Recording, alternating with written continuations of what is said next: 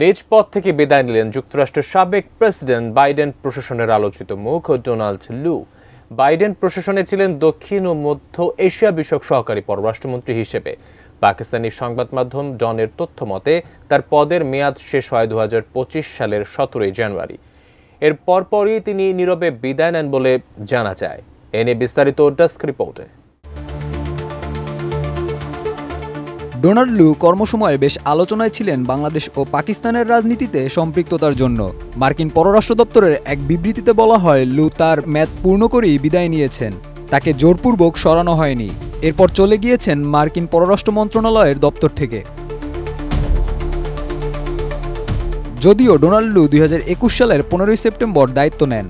এর আগে 2018 থেকে 2021 সাল পর্যন্ত দায়িত্বে ছিলেন কিরগিজস্তানের রাষ্ট্রদূত হিসেবে।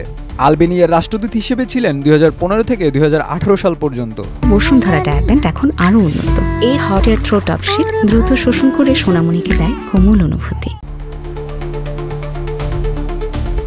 তবে সংবাদ মাধ্যমটি তাকে আখ্যায়িত করে সরকার পতনের কারিগর হিসেবে।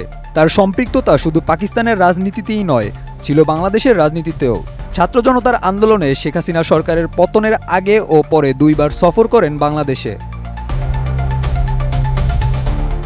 আর ঠিক সে সময় তার বাংলাদেশ সফর নিয়ে বিবৃতিও দেয় ঢাকার মার্কিন দূতাবাস। সেই বিবৃতিতে বলা হয়, সমৃদ্ধ, নিরাপদ ও গণতান্ত্রিক ভবিষ্যৎ নির্মাণে যুক্তরাষ্ট্র বাংলাদেশের পাশে আছে, যেখানে 2 দেশের যৌথ উদ্যোগে অর্থনৈতিক প্রবৃদ্ধি, কর্মশক্তি বৃদ্ধি, জলবায়ু সংকট মোকাবেলা, গণতন্ত্র ও মানবাধিকার সুরক্ষা নিয়েও হয় আলোচনা। এর আগেও 2023 সালে জানুয়ারিতে ঢাকা সফর করেছিলেন ডোনাল্ড লু। তখন তার সফরের মূল প্রতিপাদ্যই ছিল বাংলাদেশের নির্বাচন। এ সময় তিনি শর্তহীন সংলাপের জন্য আওয়ামী লীগ ও বিএনপি সহ কয়েকটি রাজনৈতিক দলকে চিঠিও দেন।